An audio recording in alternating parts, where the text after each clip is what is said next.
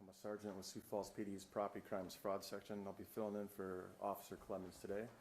And I'll turn over the podium to Chief Deputy Jeff Gromer, Minnehaha County Sheriff's Office. Good morning. Jeff Gromer with the Sheriff's Office. I just want to do a release on the incident that occurred over in Brandon yesterday.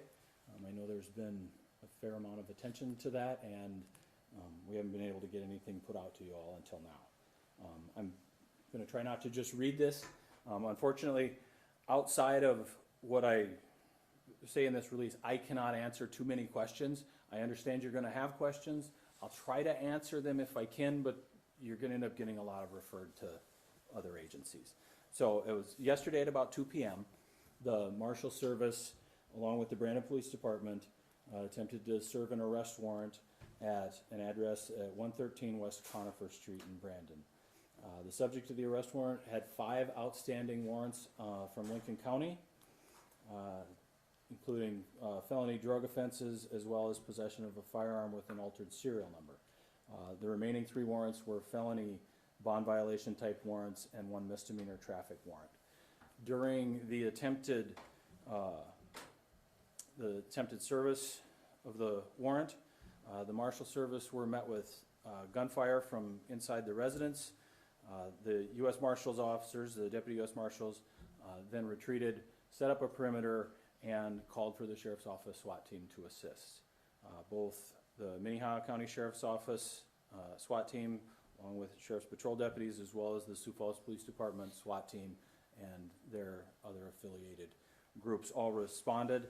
Once we all arrived on there, we started to implement pretty standard tactical procedures for dealing with these types of situations. Some of those include setting up a very secure perimeter, as well as starting to work in introducing some chemical agents into the home, work with negotiators, trying to make contact with the subjects, things of that nature. All of those practices and tactics are designed to try to end the situation as safely as we possibly can. Throughout the incident, our negotiators were attempting to make contact with the subject. He would not really engage with them throughout the course of this, so there was really not a substantial conversation with them.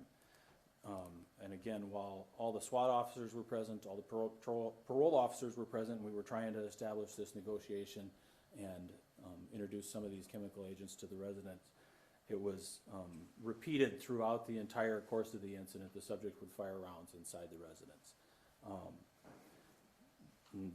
This all went on over the course of about several hours. I can't remember exactly what time we all left, but it was a 5 to 6 hour situation. I do want to note that during the course of the entire incident, no law enforcement that were on scene discharged their firearm. The subject of this incident was the only one that fired his gun.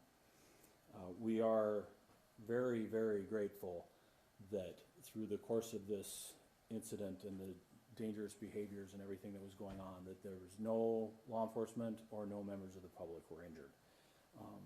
After hours of negotiations and tactical members, the SWAT team deployed additional chemical agents to the residence. Shortly after that last deployment, a fire broke out inside the residence and spread very rapidly. The subject did not leave the residence. At this time, we don't feel there is a continuing threat to the public. Once the fire started, the Brandon Fire Department, as well as Minnehaha County Emergency Management, were on scene and staged. They responded. Sioux Falls Fire also responded. Valley Springs also responded from a mutual aid standpoint, and they were able to extinguish the fire. However, due to the smoke and potential structural damage to the residence, law enforcement did not enter the residence last night. At this point in time, law enforcement has still not entered the residence. We did maintain a secure perimeter, so the home has been secured. We can say for certain that no one's been in or out, and the investigation has subsequently been turned over to the Division of Criminal Investigation. So they're going to conduct a follow-up investigation to this, and at some point in time on DCI's time schedule. We'll get our officers, their officers, whatever resources they may request from us for assistance, we'll get in there and start to work that scene a little bit better. But at this point in time, there still has not been anyone enter the home. I'm gonna email out the entire press release afterwards. There is a long list of agencies that worked with us and assisted on this, and I really want to touch on that a little bit. The interagency cooperation that went on through a very, very tense and complicated situation last night honestly could not have been better. Every agency involved communicated well, worked well together, and it was a very cooperative effort. We all just really worked well together, and I think that's something worth pointing out. Each agency came in, filled their role, offered assistance that they could provide, and it works very well as one unit. And last night's situation was an example of how all of these agencies in our area can come together and work together.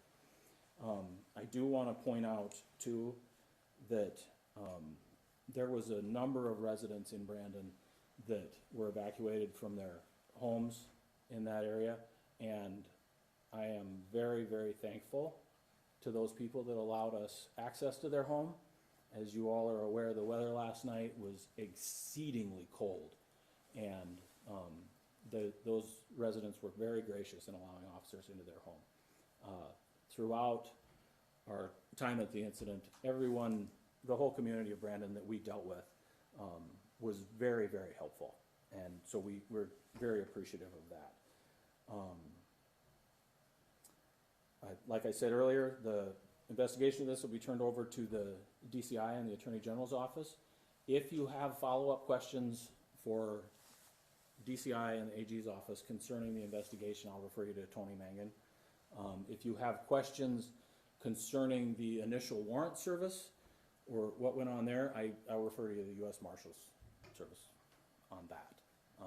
The Sheriff's Office, we weren't involved in that initial warrant service. We came in when requested by the Marshal Service, so if you have questions about that initial warrant service, I'd go to the Marshal Service. If you have questions about the follow-up investigation, I'll refer you to Tony in the AG's office. With that, I will try to answer some questions, but I'll be very, very frank. There is not a lot I can answer at this point. Is this individual believed to be dead inside his home? At this point in time, he's presumed deceased in the home. Okay. And again, I want to emphasize the presumed, Sure. because the conditions of the home and the situation has prevented us from actually entering the residence at this point. Is or was there concern that there was anyone else in the home? There was not. Early on in the incident, we were able to verify he was the only one in the home. Any idea what started the fire? Well, that's going to be part of the investigation, and I'll refer you to the Attorney General's office on that as they start to compile some more information, and hopefully they can get an answer for you.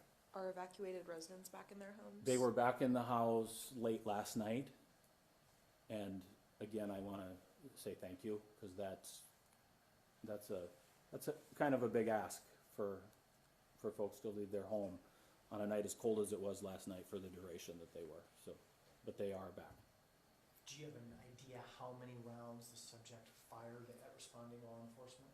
I don't want to make I mean, I could come up with a number, but honestly, it's going to be a guess off of memory, and I don't want to do that. Again, I'll send you to the Attorney General's office for a specific number. Can we say more than one? Yes. This seems like an exceedingly complicated and delicate situation.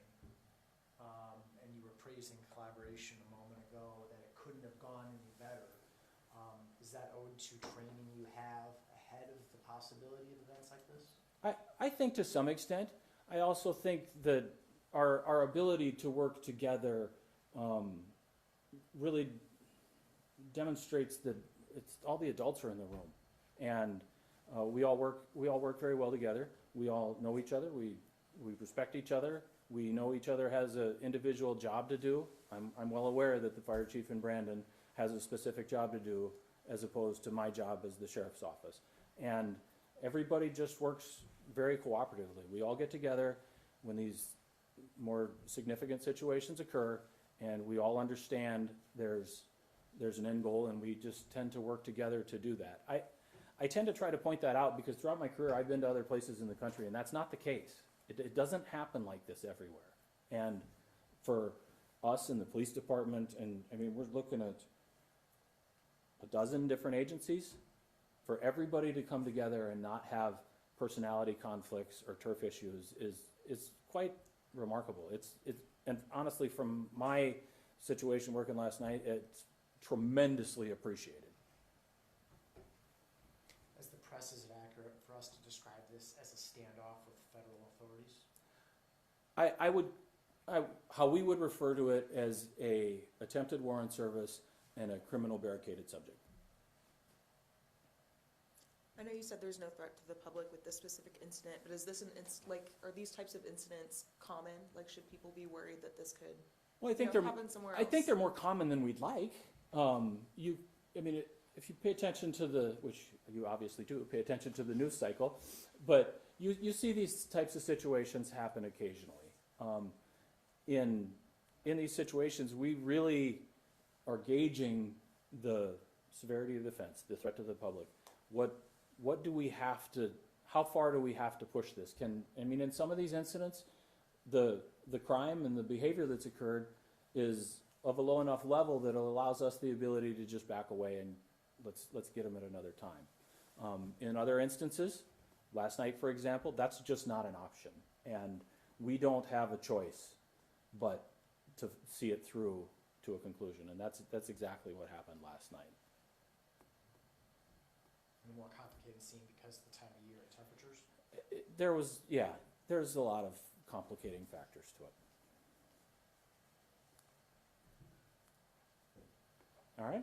All right, thanks guys. I will send out a copy of this to the email so everybody has it.